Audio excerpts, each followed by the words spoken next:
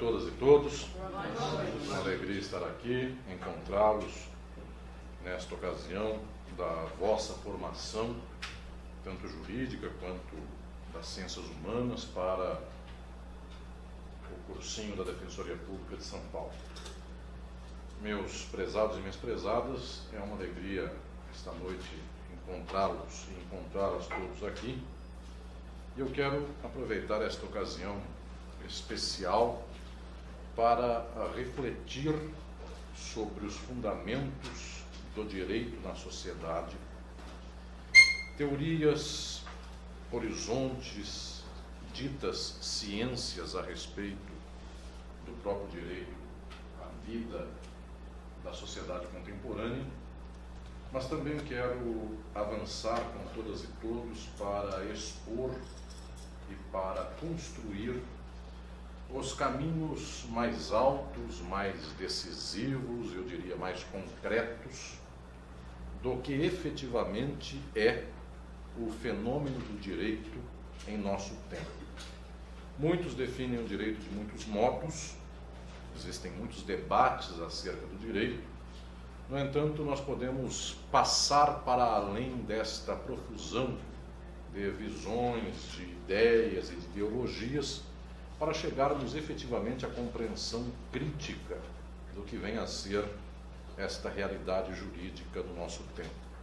Um direito de igualdade, um direito no Brasil de uma Constituição dita cidadã e um direito de exploração, opressão, miséria e dor da maioria do nosso povo. Então, há um descompasso entre o saber jurídico, este oficial, este da universidade, este mesmo dos órgãos públicos estatais, estes para os quais vocês estão estudando, e aquela que é a realidade vivida do direito de nossa gente e do nosso tempo. Meus prezados e prezadas, eu quero aqui falar na noite de hoje acerca de algumas reflexões que ensino aos meus alunos na Faculdade de Direito da USP, muitas dessas reflexões que eu sei que acompanham por livros, vídeos e tantos outros meios, e quero em específico, aqui logo de pronto, tratar de questões que desenvolvo em dois livros meus em especial. Um que é o manual de entrada do curso jurídico, lá na Faculdade de Direito da USP, mas por muitas outras faculdades também, que é o livro Introdução ao Estudo do Direito, da editora Atlas. Introdução ao Estudo do Direito.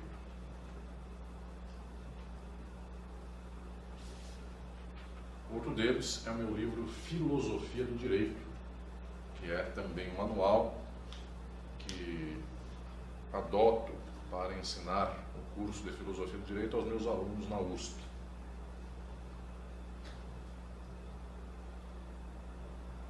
O que, basicamente, eu quero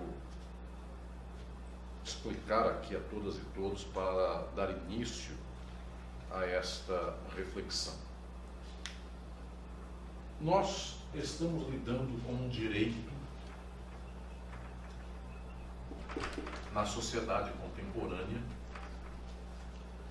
e este fenômeno com o qual trabalhamos não é um objeto factível de uma visão única para todas as pessoas.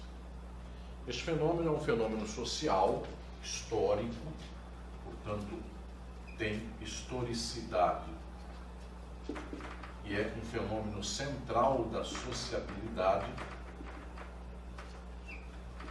E por causa disso, é tanto um fenômeno mutável, porque ele é histórico, ele muda, mas em especial, não é isto o central, por ser um fenômeno decisivo da vida humana e da vida social, existem modalidades de leitura sobre o fenômeno do direito que revelam inclusive os interesses que se tem sobre o próprio direito.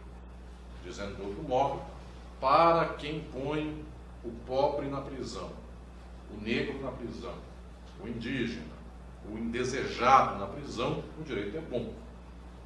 Para quem vai para a prisão, não deveria ser esta a leitura de mundo acerca do direito. O que eu estou dizendo é que, sendo um fenômeno social, este fenômeno está em disputa na sua explicação. Como entender este fenômeno? E por causa disso, as senhoras e os senhores vão perceber que quando se define o que é o direito, essa definição, via de regra, não é gratuita. Essa definição quase sempre tem um viés ideológico.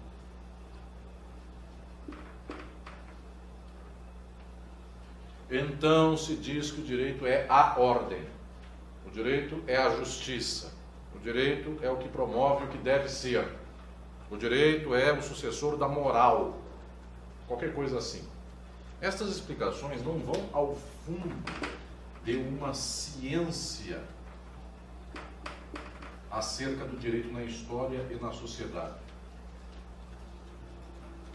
Aquilo que se reputa por ciência do direito, via de regra, é uma ideologia. Um discurso que se constrói para legitimar uma ordem especificamente posta, a nossa, para permitir uma ordem de exploração social. Este é o fato que temos nesta multiplicidade de visões. Muito bem, eu quero começar este trajeto ensinando a todas e todos uma questão histórica sobre o próprio direito e seu conhecimento. Quando se diz que o saber acerca do direito muda historicamente, muitos poderiam imaginar que esta mudança se deve ao fato de que as pessoas vão melhorando sua compreensão. Então, no passado, as pessoas pensavam muito rapidamente, depois de um certo tempo de reflexão, mudaram no pensamento e chegam a pensar de modo melhor. Eu quero tirar isto da frente de todos aqui presentes. A mudança do que se pensa acerca do direito diz respeito a estruturas sociais muito mais profundas do que o entendimento de uma pessoa sobre o próprio direito. Então, meus prezados e prezadas, fenômenos como escravidão, feudalismo, capitalismo, fases dentro do capitalismo, capitalismo desenvolvimentista, capitalismo neoliberal, estas estruturas sociais, elas determinam o pensamento jurídico e não a cabeça do jurista apenas. Então não é a faculdade de direito o problema central, é o tipo de estrutura social que temos, porque essa estrutura cria faculdades de direito e então cria certos pensamentos. Mas entenda o que eu vou dizer aqui, não é um pensamento que surgiu do nada que então fez o direito. O direito atende a realidades e fenômenos sociais muito claros. Para estudar a história do direito, nós temos que beber muito mais a fundo nessas mesmas fontes de entendimento. Eu explico no meu livro de Introdução ao Estudo do Direito, e quero aqui explicar aos meus alunos e alunas, vou tratá-los assim desde já, na noite de hoje. Eu quero explicar-lhes algumas bases centrais para entender de modo científico o direito na sociedade. Quais são as balizas com as quais nós lidamos para tratar disso?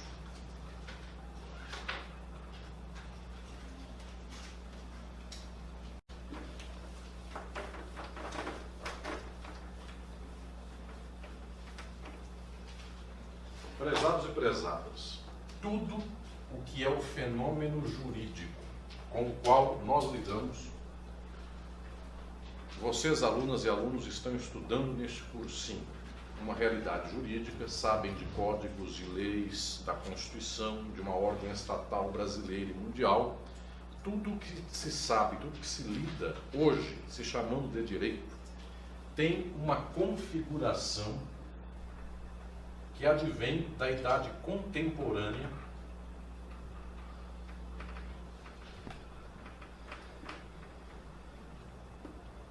e que tem uma marca muito característica.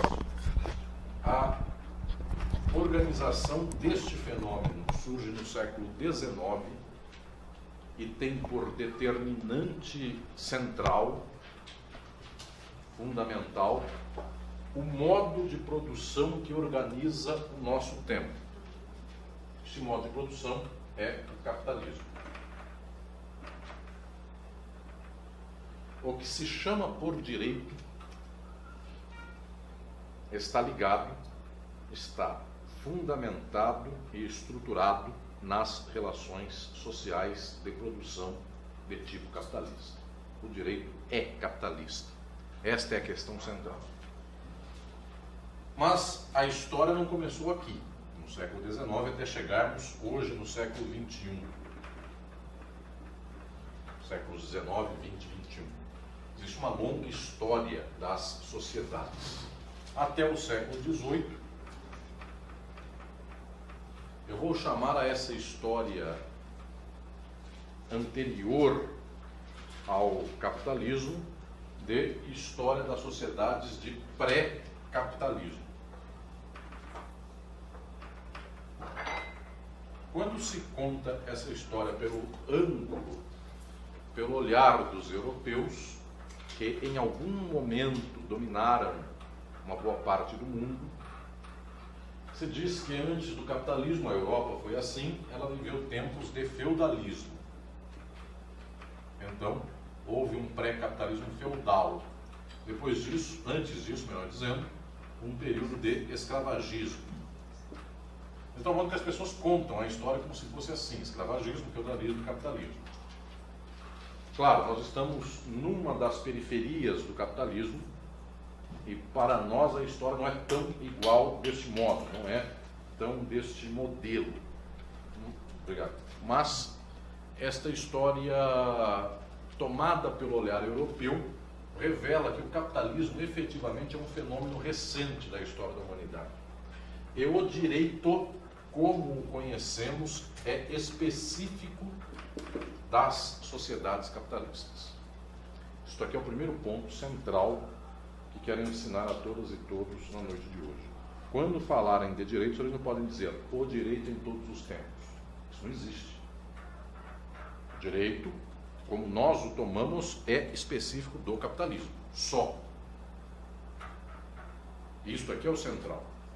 O que há antes do capitalismo? Outras sociedades, outros modos de produção e outras organizações destes arranjos de produção e de sociedade. Alguns chamam a esses arranjos de jurídicos. Então, tem quem diga, eu vou traçar aqui, idade contemporânea, eu poderia escrever a idade moderna, idade média e idade antiga. Então, fazendo um corte aqui de 3 eras antes do capitalismo, tem quem diga assim: existe o direito antigo, o direito medieval, o direito moderno e o direito contemporâneo. Qualquer um que fez faculdade de direito aprendeu assim. Então as pessoas dizem: direito antigo, Código de Hammurabi, Código de Manu, 10 mandamentos, 12 tábuas, direito antigo. Idade média, direito canônico da igreja. Idade moderna, direito de Portugal, as ordenações do reino. Direito da Espanha, ordenações filipinas. E assim, os direitos da Idade Moderna. E então chega o direito contemporâneo com códigos civis, com códigos penais, seria outro. Pasmem, meus senhores alunos e alunas. Eu quero ensinar a todos aqui presentes que a estrutura do direito não existe antes do capitalismo. Isto com o qual lidamos e com o que estudam só existiu e existe no capitalismo. Não há direito feudal, não há direito escravagista. A figura do direito moderno não é a nossa. Então, quando os senhores quiserem falar de direito moderno, direito medieval ou direito antigo, é só com muitas aspas que isso aqui é direito como o nosso. Quando eu trato de direito hoje, não é igual a esses. Os senhores vão dizer: mas não havia 12 tábuas em Roma, no direito romano, e não há um código civil e os dois não são normas. Os dois não são leis. Observem que é exatamente este o horizonte de falta de ciência do jurista quando lê o passado e lê o presente. A norma do direito romano, a norma do direito medieval e a norma do direito moderno não equivalem à norma do direito contemporâneo. Em primeiro lugar, porque a norma das 12 tábuas e a norma dos 10 mandamentos, se nós as classificássemos com rigor e padrão dos dias de hoje, são normas de religião. Tanto é que, se eu perguntar a qualquer pessoa na rua, eu encontrei um exemplar dos 10 mandamentos aqui num pequeno livrinho, ponha na biblioteca porque alguém perdeu. Ele nunca pegou os 10 mandamentos e pôs na biblioteca de direito. 10 mandamentos vão para a biblioteca de religião. Não é igual a Código Civil, não é igual a Código Penal. Os senhores vão dizer, mas lá também não proíbe de matar alguém. Agora vem o central, meus senhores alunos. Os 10 mandamentos até mandam dizer que está proibido matar alguém. O Código Penal não manda não matar ninguém. Pasmem, isso é um choque para as pessoas. O Código Penal não falou para não matar. O Código Penal falou, e daqui a pouco vou explicar, que uma norma sobre o homicídio, ela se referencia a este fato dizendo que se alguém matar, terá pena tal. Então o Código Penal não é norma moral. Ele não tem nenhum fundamento aqui de organização moral. Já sei, e é preciso também desmistificar isto, é óbvio que a sociedade e o direito tomam o direito e o direito penal a partir de um prisma moral. As pessoas creem que um condenado foi efetivamente alguém que a sociedade toma por uma espécie de degradado porque fez algo horrível. Vejam os reacionários que falam da prisão do ex-presidente Lula. Se está preso, alguma coisa fez e merece estar preso. Então, é como uma espécie de magia. Quem está na cadeia merece estar. Só que, tecnicamente, a estrutura desta norma que mandou o ex-presidente Lula para a cadeia, ela se diz não religiosa, não moral. Ela se diz técnica. Isso já entenderam também que se diz porque o ex-presidente Lula poderia cometer qualquer coisa ou não cometer qualquer coisa. Ele seria preso. Então, o Código Penal funciona de acordo com a vontade da reprodução social. Se eu não cuidar dos pobres, eu tenho que prender os pobres. Então, eu encontro qualquer coisa que faça prender os pobres. Então não tem técnica nenhuma, a não ser a técnica de fazer cumprir o serviço da reprodução social, do jeito que se dá para fazer. Os senhores estão entrando numa máquina de moer gente em nome de lei. Só isso. O direito é horrível naquilo que é o seu escopo, é opressão e exploração. Não tem nada de justiça, nada de bem comum. As pessoas estão na cadeia e a sociedade é um horror. Isto é o fundamental. Muito bem. O pré-capitalismo tem norma, só que não é norma jurídica. Essas normas até parecem um pouco as que temos hoje. Quanto mais aqui pegamos a Idade Moderna, mais parece uma norma, porque esta aqui, jurídica, porque esta, por um acaso, veio de um dito Estado moderno. Só que esse Estado moderno também não é igual ao Estado contemporâneo. O Estado moderno tem por dono um monarca absolutista. Dono. E o Estado contemporâneo não tem dono. Tanto não tem dono que o Barack Obama, presidente dos Estados Unidos, tem uma máquina que ele não controla. Quem deu o golpe no Brasil foi o Barack Obama, não foi o Trump. Então, Barack Obama, tentando lutar contra o racismo, tem a máquina do FBI, o Deep State, que está muito por debaixo dele. Então, não é simplesmente aqui um dono do Estado. O Estado não tem o Obama como dono. Então, quando os Estados Unidos querem acabar com o Brasil, acabam ainda que um presidente negro esteja nos Estados Unidos, ele vai tirar a Dilma. Ele grampeou a Dilma.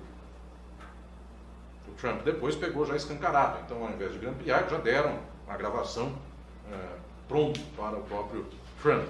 Mas eu estou dizendo que a máquina do Estado não é do dono desse Estado, o presidente da República. A Dilma não tinha máquina no Brasil na mão. O Temer não tinha. Então vejam lá. O Estado moderno tem dono. O rei é dono do Estado.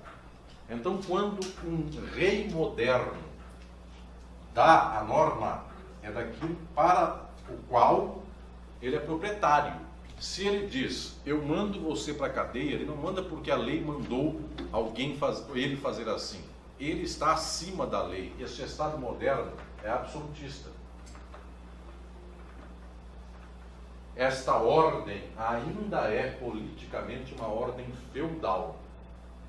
O rei monarca moderno, vejam se me entendem, eu falo isso em todos os meus livros, o rei do Estado moderno é um hiper-senhor feudal. É um super-senhor feudal. Um senhor feudal na Idade Média, no feudalismo medieval, dominava o seu feudo. Um monarca absolutista junta muitos feudos, dá um território dito nacional de um Estado e ele domina isso. Ele é um hiper-senhor feudal. O Estado é dele. Então, o monarca não está abaixo da lei, está acima, por isso ele é absolutista. Esta lógica não é igual ao nosso Estado aqui. Volto a dizer, pode acontecer de que se houver um presidente contra o capital, ele vá preso. E se não for preso, será morto, é o Salvador Allende. E pode acontecer de que alguém pode andar com uma mala de 51 milhões de reais, mas se ele fizer o que o capital quer, isso não é crime. Vejam, a lógica do capital e do Estado capitalista é uma, diferente do dono desse Estado moderno. A Idade Média nem Estado tem feudo. Então não há nenhuma figura igual a nossa. E alguém vai dizer, mas não existe um direito canônico na Idade Média? Sim, e isso não é direito, isso é religião. Mas não tinha gente que morria? Sim, mas o ato de ser morto não é isso que identifica o direito. Só isso. Alguém pegar alguém e matar alguém, nós não chamamos isso de direito nos dias de hoje. Aliás, para essa ordem burguesa bem estabelecida, isso se chama milícia. Estou dizendo aqui, este dito direito medieval não é igual ao nosso. O direito antigo também não é igual ao nosso, embora pessoas digam, mas o direito romano pareceu o nosso, porque havia contrato, porque havia algumas instituições de obrigação, então parecia o nosso. O direito dos romanos não possuía Estado. Ele era um direito lastreado em rituais místicos, religiosos e de magia, ao contrário do nosso, contemporâneo. Na Roma antiga, alguém comprava e alguém vendia, não é porque se fazia uma obrigação registrada em cartório, é porque falavam palavras místicas e mágicas de tal modo que a troca se estabelecia de um produto por outro. Muito bem, este direito antigo é mais próximo da religião do que nós chamamos de direito hoje. Direito medieval é a mesma coisa, direito canônico, não comer carne na sexta-feira santa, isso não tem nada a ver com a organização da sociedade. E o direito moderno, que não parece tanto religioso, ou é, por uma razão muito clara, meus alunos e alunas. Alguém acha que o rei tem todo o poder, ele manda e desmanda sobre as leis e não sob as leis? Porque as pessoas creem que existe um Deus, e o Deus está num lugar chamado o céu, e ele abriu umas nuvens, viu milhões de pessoas no país, olhou bem para elas e escolheu aquela para mandar nas demais. Então alguém manda o outro para a cadeia, manda matar, etc. e tal, porque é escolhido por Deus. Então, João VI de Portugal, Deus abriu as nuvens de Portugal, havia 10 milhões de portugueses, ele escolheu o filho da Maria Louca para ser rei de Portugal, porque antes ele havia escolhido a própria Maria a Louca para ser rainha. Ao que Voltaire, que era só um burguês iluminista, dizia, Deus erra mais que uma pessoa média, porque nenhuma pessoa média, abrindo as nuvens de Portugal, escolheria Maria Louca, seu pai e seu filho. Mas muito bem, se alguém pensasse assim em plena Idade Moderna, os senhores sabem que a Maria Louca, só por alguém ter feito uma pequena ameaça de revolução burguesa em Minas, que foi o Tiradentes, mandou enforcar e esquartejar. Eu não posso dizer que isso é igual ao direito contemporâneo. Os senhores vão dizer, mas não é o mesmo tipo de morte? Do mesmo jeito que o Tiradentes morreu, não morreu alguém no meio da rua, não morreu alguém dentro de uma prisão. Posso até dizer que a faca que cortou alguém, que a forca que enforcou alguém, o ato de enforcar seja igual. O Vladimir Herzog foi enforcado em plena cadeia na ditadura militar pelo DOPS. Mas vejam, o ato de enforcamento físico não é o que me interessa aqui, mas a estrutura da reprodução estatal e do direito. Como se dá esse contexto? Tanto assim que o Vladimir Herzog, executado pela ditadura, a ditadura tem que dizer que é suicídio. Porque na estrutura do direito ao tempo não havia uma previsão normativa de matar alguém em plena prisão. E a Maria, louca, manda enforcar o Tiradentes em praça pública e cortar em pedaços. Porque ela faz o que quer acima da lei. Haja lei ou não haja, quem manda é ela. Ou seja, são estruturas diferentes e esta do pré-capitalismo, agora eu vou juntar Idade Moderna, Idade Média e Idade Antiga num rótulo só, que já vamos entender. Eu vou chamar tudo isso que vem antes do capitalismo de pré-capitalismo. As variadas organizações sociais, os variados modos de produção antes do capitalismo, eu estou chamando a todos de pré-capitalismo, estes variados modos de produção, aquilo que em geral se reputa por direito tem algum grau de ligação com a religião, com a moral pura e simples, com a magia. Tudo que se chamar de direito antigo é mais perto de religião do que de direito. A Idade Média também, a Idade Moderna também, porque Maria Louca matou Tiradentes porque Deus deu o poder para Maria Louca. Ponto. E por que Maria Louca mandou prender alguém? Porque Deus lhe deu o poder. E por que alguém mandou prender o ex-presidente Lula? Porque passou no concurso. É diferente. Então ele é inteligente. Ele aprendeu o prazo do recurso. Ele já é uma pessoa que pode julgar as outras. E a Maria Louca foi Deus que escolheu. Também não sei quem tem sido pior em termos históricos, Deus ou os concursos. Quem passou no concurso diz que graças a Deus passou no concurso. Deus continua errando. Já disse Voltaire também, quem gostar de Deus não fale dele. Porque toda pessoa que fala, em geral, destrói qualquer mínima reputação dessa figura chamada Deus. Vejam seus representantes hoje no mundo, os que vendem dízimos em nome dele. Meus senhores, estou aqui dizendo que temos formas distintas e aquela ideologia a que me referi no início desta minha aula de hoje, aquela visão ideológica que anima 90% dos juristas diz o seguinte: o direito é o mesmo em todos os tempos.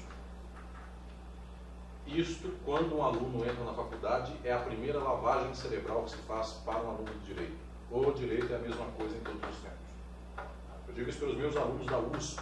Entram na faculdade, a primeira coisa que aprendem é que sempre houve uma ordem jurídica, então o direito é necessário. E agora vem a cereja do bolo. É porque onde houver mais de um vivendo, onde houver dois ou mais coabitando, já tem direito. E isto aqui é a cereja do bolo da ideologia, ou seja, o direito é uma coisa que nós não podemos tirar da frente porque ele é importante, fundamental, ele organiza a sociedade. Se ele organiza a sociedade, ele é bom. Então o problema não é o direito, o problema é o Lula. O direito é bom, ele é que cometeu um crime. O direito está sempre correto. Vejam, esta é a ideologia jurídica. O problema é de quem está preso. E para chegar nos direitos humanos para os humanos direitos, é só mais um degrau dessa história. Quem começa a escada, um dia tem que acabar. E acabar é isso, direitos humanos para humanos direitos e ponto final. Gente do bem não comete crime e não está presa. Muito bem. Observem, são duas manifestações jurídicas distintas. Há quem diga o seguinte: é porque o povo era mais crente antes do que hoje. Mentira, não necessariamente. Pode até ter sido mais crente antes do que hoje. Não quer dizer necessariamente muita coisa, nem é assim sempre, porque vejam que os senhores, o que tem na imagem mental sobre aquilo que os romanos da velha Roma, Império, acreditavam, os romanos parecem muito menos fanáticos de religião do que o povo de hoje, que tem votado em pessoas bárbaras em nome de Jesus. Ou seja, hoje o povo é mais fanático de religião do que era em Roma. Em Roma se fazia amor de madrugada e os deuses ajudavam. E aqui Deus é contra qualquer amor, seja durante o dia ou madrugada. Então, a repressão de vez em quando é maior. As pessoas vão dizer, mas na Idade Média Deus não estava mais presente, matando mais gente? Sim, só que na Idade Antiga estava menos. Então não tem critério, eu não posso dizer passado é mais de religião e presente é menos. A diferença entre o passado e o presente nos termos jurídicos não se deve a gente mais moralista ou menos moralista, gente mais burra, gente mais inteligente, gente que não tinha cursinho para prestar e gente que presta cursinho. Não tem nada a ver com isso, não é moralismo. A diferença está naquela base muito profunda que faz exatamente a distinção de um tempo para o outro, que são os modos de produção. Aqui está a diferença. Não é a gente mais crente ou menos crente, gente mais burra ou menos burra. É nos módulos de produção que se assenta a diferença das sociedades. Quem descobre isso, quem funda a ciência dos modos de produção é Marx.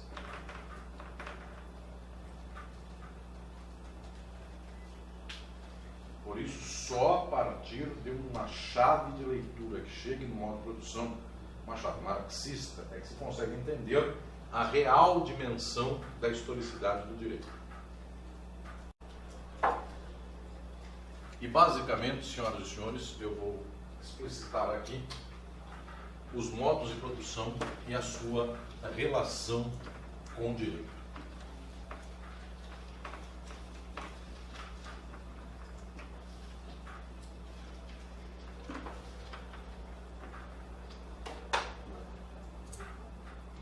Vou permitir apagar a luz aqui.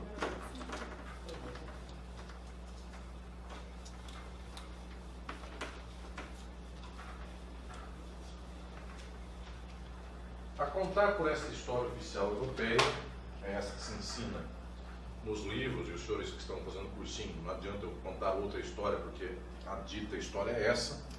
Isso mais ou menos equivale. Portugal descobriu o Brasil, o senhor já entendeu que isso é um horror, mas enfim, 1500 faz uma diferença, olhando pelo índio. Chegou um invasor em 1500, mas olhando pelo invasor, descobriu uma terra.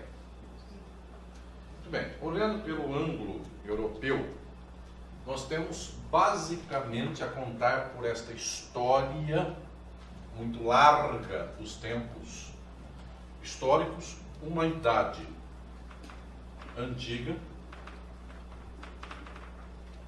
que remonta ao final da pré-história e o começo da dita civilização. Então isso tem 10 mil anos, 12 mil anos, 15 mil anos, a depender de que povo nós estamos contando, 5 mil anos, não importa o que. Vejam, os gregos, nem havia Roma, e já havia muitos povos gregos muito estabelecidos. A Grécia é muito mais antiga do que Roma. Homero, cujo relato da literatura antiga, da poesia antiga, teria sido aquele que compôs a Ilíada e a Odisseia. Homero, segundo a mitologia e os relatos gregos, está no século X a.C. Então, no século X a.C., já havia povos gregos minimamente bem organizados, inclusive com uma civilização que produziu 2 poemas épicos de apogeu. Porque a Ilíada e a Odisseia não são qualquer coisa. São das maiores obras épicas da poesia humana. 10 a.C. Se nós estamos em 21 depois, são 31 séculos atrás. Isso equivale a 3.000 e tantos anos. E eu posso contar essa história para 5 mil anos, em outros povos, e assim vai adiante. Muito bem, esta idade antiga tem por base, ela vai até o fim do Império Romano, a conta de marcação histórica é essa, então ela não é até a vida de Jesus. Vejam, esse outro jeito de contar, que é o jeito cristão, Antes de Cristo, depois de Cristo, não é final da Idade Antiga e início da Idade Média. Cristo, esta marcação é da Idade Antiga ainda. Cristo é um homem que viveu na Idade Antiga. O antes de Cristo e depois de Cristo estão dentro da Idade Antiga. E que tem a Idade Antiga? Um modo de produção escravista ou escravagista. Bem,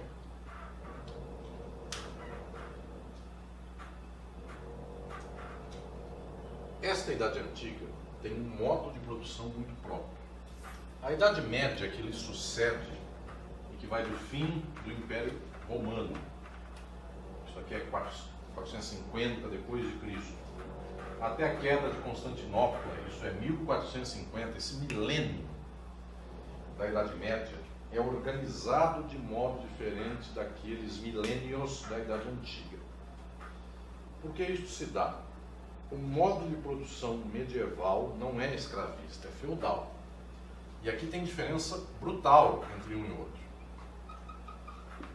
Vocês vão dizer, mas não é a mesma exploração? Não.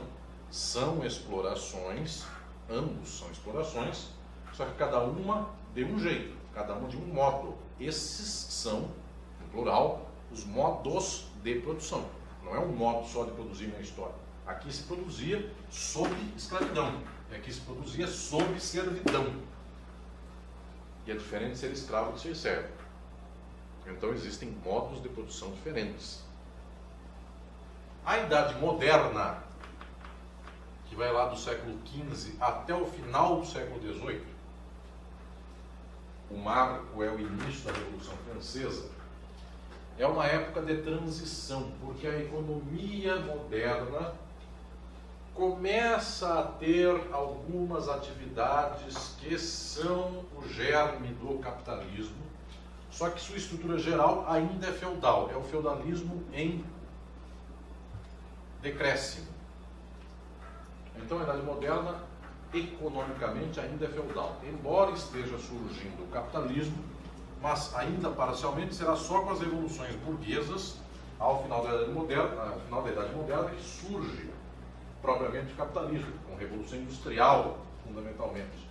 E então aqui estamos na Idade Contemporânea.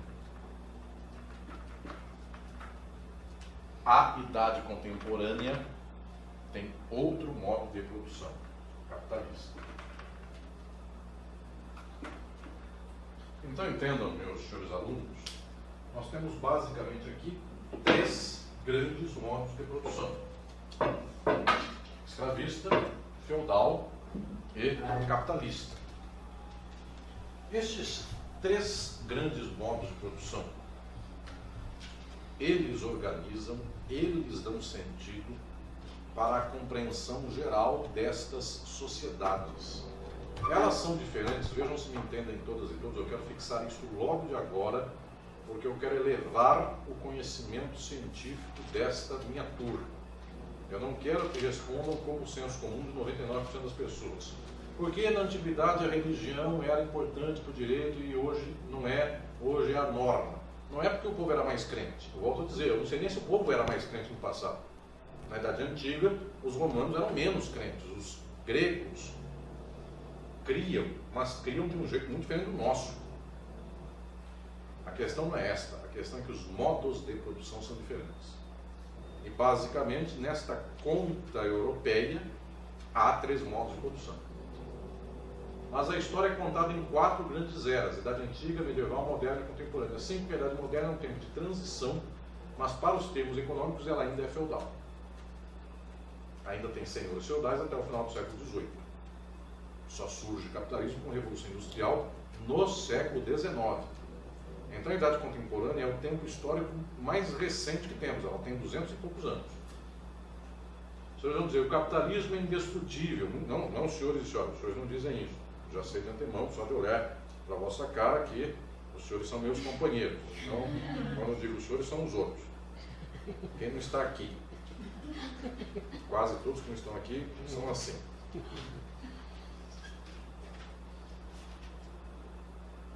As pessoas dizem, este modelo de organização que é o capitalismo, existiu em todo sempre, e se existiu em todo sempre, nunca vai acabar, porque o ser humano é competitivo, ele é concorrencial, o homem é o lobo do homem, já ouviram coisas assim, então a pessoa vai passar em cima da outra, o ser humano é egoísta, então é assim sempre, então isso é capitalismo. Meus senhores, isso é o acúmulo de não ciência com não ciência. Não ciência é uma pura ideologia de ponta a ponta. Não é todo o tempo histórico que foi capitalista. Inclusive, dos 3 modos de produção, se eles façam a conta, se o escravismo dá 5.000 anos, dando por baixo, o feudalismo dá 1000 de idade média mais 300 a 350, 400 de idade moderna. É como se eu dissesse que dá 1.400 a 1.500 anos. Um modo de produção durou 5.000 anos, outro durou 1.500 anos. O capitalismo tem 250 anos. No máximo, 250. O que eu estou dizendo para todos é que o capitalismo não é uma coisa de todo sempre na história da humanidade. As pessoas vão dizer, mas o homem não é concorrencial por natureza. Mentira, porque na Idade Média feudal, nenhum servo concorreu com o outro. Nunca houve notícia de que um servo resolveu servir melhor que o outro porque ele concorria com o outro. Um servo servia para ter o mínimo de comida para subsistência, não para falar para o senhor feudal, olha como eu lambo o seu pé melhor que o outro. E no capitalismo, sim, é um modo da concorrência no qual alguém diz, eu falo inglês melhor que o outro, então eu ponho meu currículo na Cato e digo, inglês fluente, nível tal, venha me explorar, patrão, porque eu sou mais bem explorado. É o capitalismo que é assim. O feudalismo não tinha essa coisa, um servo concorrer com o outro. Escravidão também não. Nenhum escravo dizia ao seu senhor de escravo, eu corto cana melhor que os outros. Nunca houve isso. O método concorrencial é capitalista. Como para nós 200 anos é todos os tempos da história, porque o povo só sabe lembrar da sua existência vivida. As pessoas acham que o mundo começou no dia que nasceram, e mais ou menos para esse subjetivismo do mundo é assim. E o mundo existe para mim do dia que eu nasci. Então, de fato, as pessoas acham que... Uma vez eu estava ouvindo pessoas dizendo assim, essas músicas sertanejas antigas. Bem, entenda o que eu vou falar aqui. O capitalismo é muito recente na história da humanidade. É esse discurso conservador de direita, de que os seres humanos são sempre capitalistas e concorrenciais, sempre desde que o capitalismo existe, ou seja, há 200 anos. Eu volto a falar, nenhum servo concorria contra o servo. Nenhum dos dois queria ser servo. Não tem lógica eu dizer, eu limpo o sapato do rei melhor que o outro.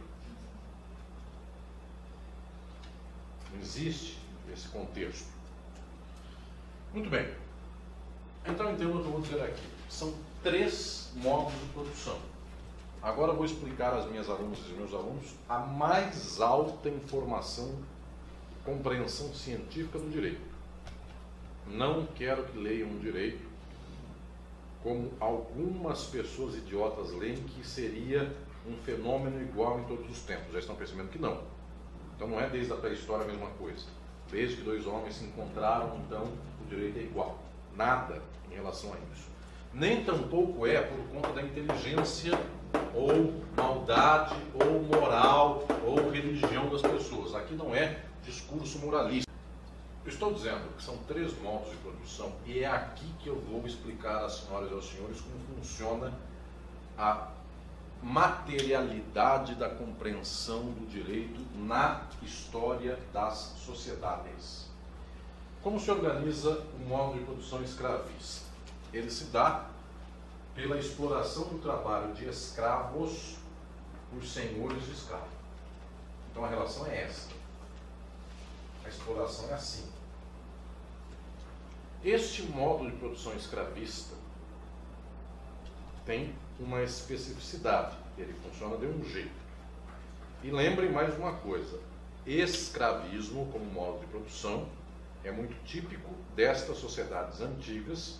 Não o confundam com a escravidão no entorno das sociedades capitalistas, que é a escravidão moderna, que houve, por exemplo, no Brasil e nos Estados Unidos. Isso aqui é modo de produção escravista antigo.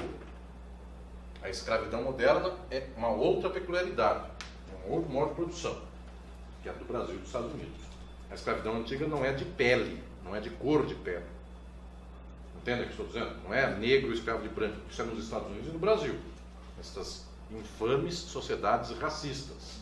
A escravidão antiga, qualquer um podia ser escravo de qualquer outro, não importa a pele. O que define a escravidão antiga é a guerra de povos contra povos.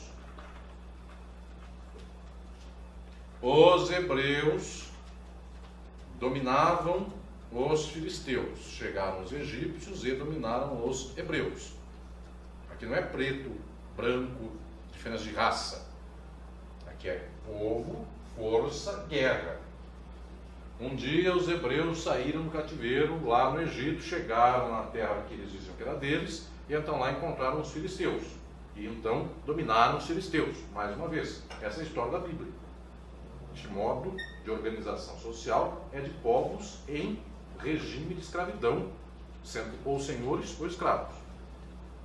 O que organiza o trabalho e a produção nessas sociedades? A força bruta, direta. Quem tem força domina, quem não tem é dominado. Entendem o que estou falando aqui? É força bruta. Os hebreus tinham força, dominavam outros povos. Perderam a força, foram escravizados pelos egípcios. O que organiza a produção antiga é um regime de força. Ninguém pode dizer, você é meu escravo por direito.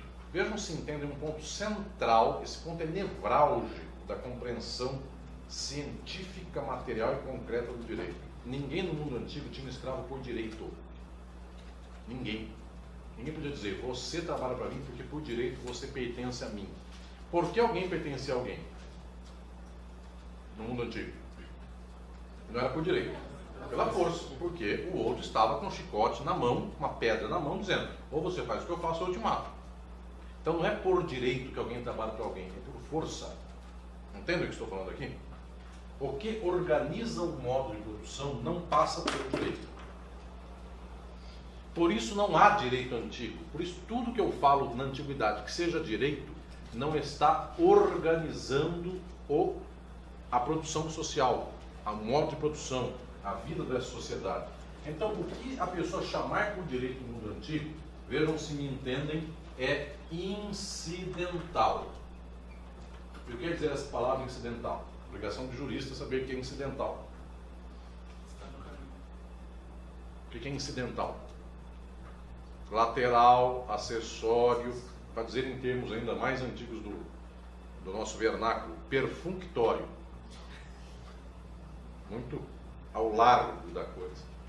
O que é aquilo que se chama de direito na antiguidade é incidental. O que quer dizer incidental? Ele não está nas relações estruturais da sociedade. As relações estruturais não têm nenhum vínculo que se possa chamar de jurídico, porque esses vínculos são de força. Exemplo, os romanos dominaram o meio mundo. Muito bem, o dia que chegaram os bárbaros e começaram a tomar a terra dos romanos, os romanos não disseram assim, não tome minha terra, bárbaro, porque ela está registrada em cartório. Os romanos simplesmente aconteceu o que com eles, com a sua terra, quando chegaram os bárbaros? Perderam a terra, não tem registro jurídico da terra. Entende o que estou dizendo aqui? Não faz sentido isso. Quem tem força pega do outro. Só. Quem tem a força, a terra é sua, se chegar outro com mais força, a terra é do outro, do novo. Então, a terra, o domínio do outro, não é por direito, é por força.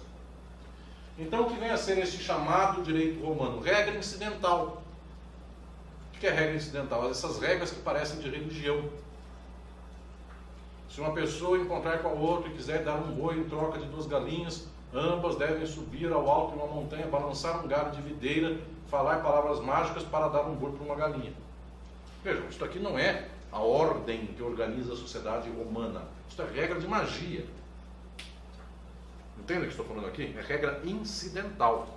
O que se chama de direito antigo não organiza a sociedade antiga. O que organiza a sociedade antiga é a força. Vejam se entendem o que eu falo no meu livro de introdução ao estudo do direito, que será a bibliografia para o que eu estou ensinando. O domínio da sociedade antiga, a ordem que organiza, que põe eixo na exploração, ela se deve aqui, ela se põe aqui a uma exploração e uma dominação direta. imediata. O que quer dizer por isso? Alguém tem força, pegou alguém como escravo.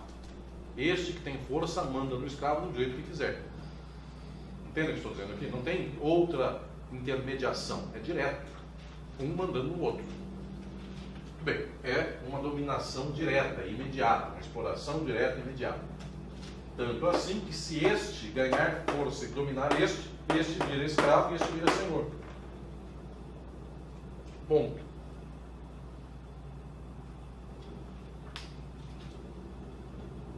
Feudalismo. Feudalismo é de outro modo. Aqui é um senhor de escravo. O feudalismo é de um senhor feudal que explora servos. E esta exploração não é pela força. Vejam bem, não é pela força. Essa exploração se deve a variados elementos, mas um dos quais, central para este modelo de organização da exploração, é o fato de que a posse dos meios de produção está concentrada na figura do senhor feudal. E essa posse não sai das mãos do senhor feudal, porque por tradição, posse é tradição, a terra é do senhor feudal. Por quê? Por que é do senhor feudal? Porque Deus mandou a explicação mais clara, mas mais imediatamente, porque Deus mandou para ele a terra. Por uma razão muito óbvia. Qual é a razão mais óbvia? Toda pessoa tem o feudo por quê? Porque esta pessoa que tem o feudo é o filho, o homem mais velho de quem tinha o feudo antes. Só. Então Deus mandou que o feudo seja do filho, homem mais velho de quem já era o senhor feudal, que por sua vez era o filho, homem mais velho do outro. Professor, Sim. Então aí eles já não pensavam mais na questão da força, né? Porque eu acho que até estava vendo, eu vi em algum lugar, algum documentário, não sei, porque obviamente os escravos, eles eram muito mais fortes do que os senhores feudais.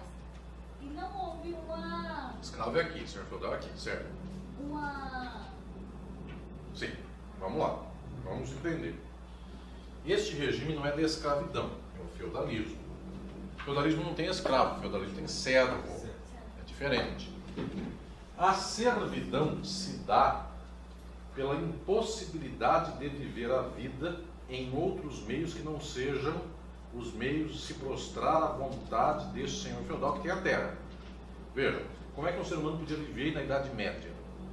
Ele necessitava do fruto da terra para viver. A água que passava pelo rio, a comida que vinha da terra plantada e colhida. Não pode já, ele vivia porque ele chegou e comprou uma barrinha de cereal e comeu. Não tem barrinha de cereal. Tem a comida que vem da terra, só que a terra tem dono. Então, para alguém comer do fruto da terra, ele tinha que se submeter à vontade deste senhor feudal. E este senhor feudal, que é proprietário da terra, ele tem qualquer vontade e aquele que se submeter a ele se submete a qualquer coisa que ele desejar. Então vejam, o senhor feudal não pegava o servo à força. Ele estava parado, o servo vinha. E não é que o servo vinha, o servo já nasceu no feudo também.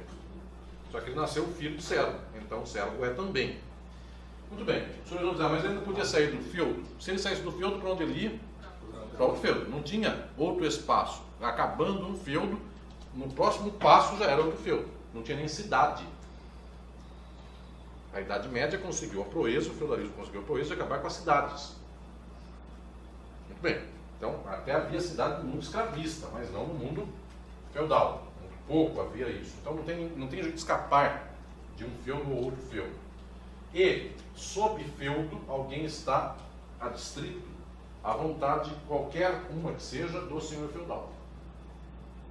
Por causa disso, existe mais um elemento na história. No mundo antigo, o escravo quer se submeter à vontade do senhor? Não. É pegou a força. O senhor de escravo não quer saber da vontade do escravo. Ele determina ou mata. Ponto. Na Idade Média, o servo está submetido à vontade do senhor feudal e isto é reiterado, tradicional, a posse de um e a não posse de todos os demais, porque esta tradição tem um elemento muito impactante que é o elemento religioso. Por isso a religião é muito mais determinante em modos de produção feudais do que em modos de produção escravistas. Tem religião no escravismo, só que ela importa menos para a escravidão do que a religião no feudalismo. Por que isso? Um povo foi tomado de escravo por outro. Ele precisa acreditar que existe um Deus que falou que iria ser escravo? Até ajuda a dominar o escravo se o senhor do escravo disser: Deus está do meu lado contra você. Pode até ajudar. Mas por que um povo é escravo do outro? Porque crê que Deus mandou? Não, porque a força pegou esse povo de escravo. E na Idade Média é diferente, porque alguém serve alguém. Não tem nada de força aqui. É porque se alguém que serve alguém ouviu falar que existe um tal Deus que falou que se ele não servir ao outro, não vai para um tal céu. Então esse alguém acredita sinceramente de que tem que servir alguém, como tem que servir a Deus. Por isso, servo de Deus, temor a Deus, essas palavras e expressões têm uma funcionalidade enorme para o mundo medieval. Ou seja, qual modo de produção tinha a religião mais sufocante? Antiga ou medieval? Escravista ou feudal? Feudal. Por isso que não é assim. Olha, muita gente fala: estou hoje no capitalismo, estou na ponta de cá, século XXI. Quanto mais para trás, mais religião. Não é assim. Por quê? Aqui tinha um grau médio de religião, que tem um grau máximo de religião. E o capitalismo tem um grau médio de religião. Vejam lá. Entenda o que estou falando aqui? Que são organizações diferentes e nesta a religião tem um papel muito importante, que aqui não tem. O escravo não tem que crer no que cria o Senhor. Aqui tem. Vejam a organização desses povos. Os romanos dominaram os hebreus, segundo a história da Bíblia. Não só segundo a história da Bíblia, os romanos efetivamente dominaram os hebreus. Bem, os romanos mandaram um grande homem da organização política lá do Império Romano, que era Pôncio Pilatos, para mandar no povo hebreu, junto com o próprio rei hebreu Herodes. Ambos, mais o povo, resolveram matar um tal Jesus, porque ele era pior que um tal Barrabás. Então, isso equivale ao povo do Brasil, que também deseja a arminha do que a paz. Muito bem, e não só o povo do Brasil, o povo dos Estados Unidos desejou o Trump contra a Hillary. E assim foi. Desejou o capital tosco contra o capital neoliberal. Que não tem salvação nenhuma nem outra.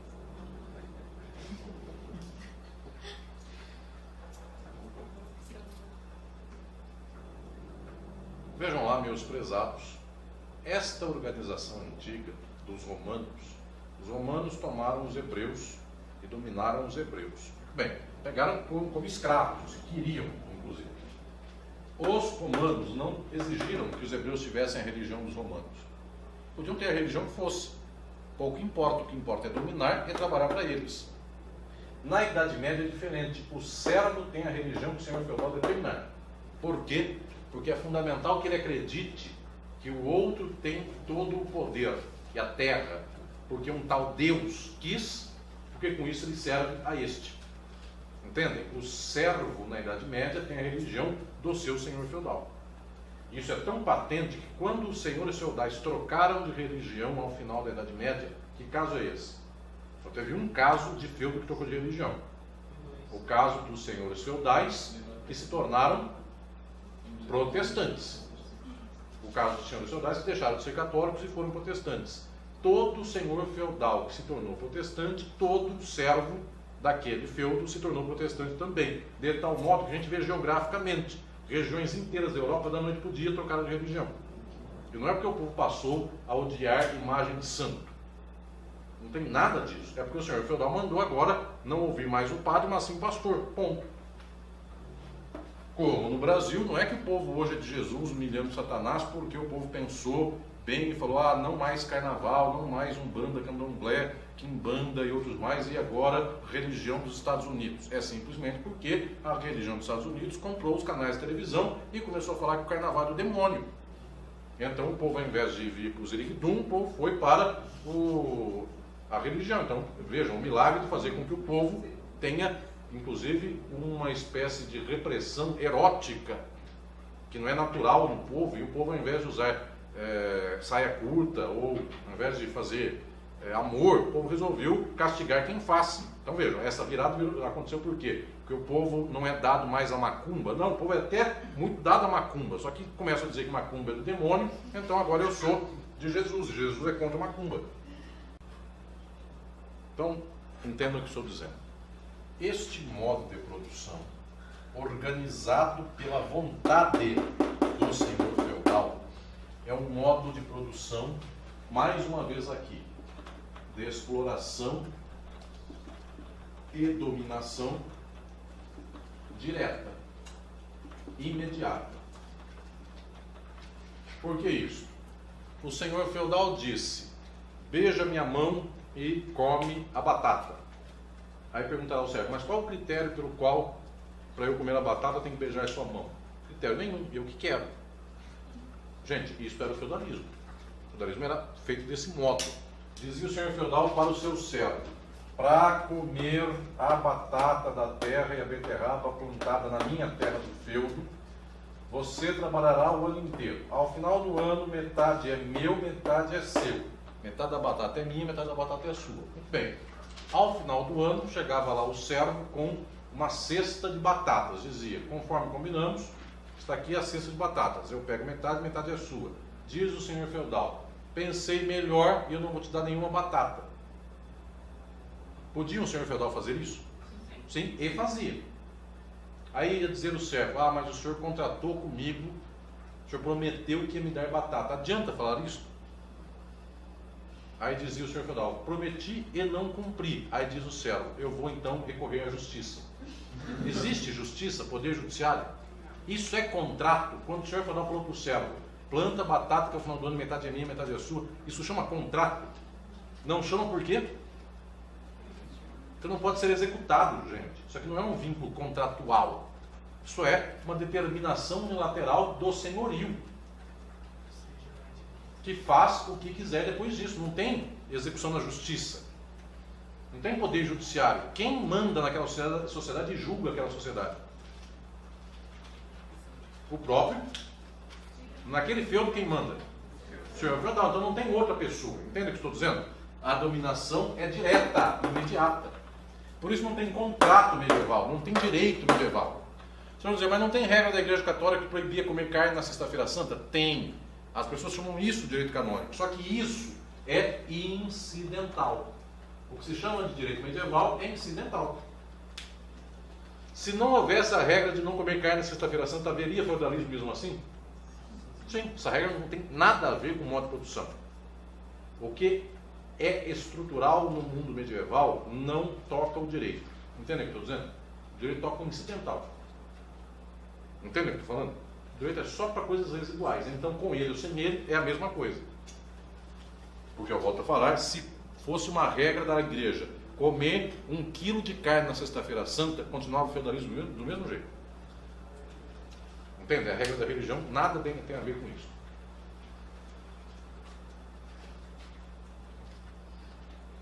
Observem, meus alunos, o modo de produção escravista é de exploração direta. O modo de produção feudal é de exploração direta. A Idade Moderna é feudal até o limite.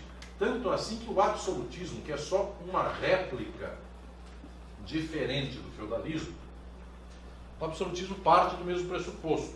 Maria Antonieta, rainha de França, resolveu matar alguém. Esse alguém recorrerá à justiça?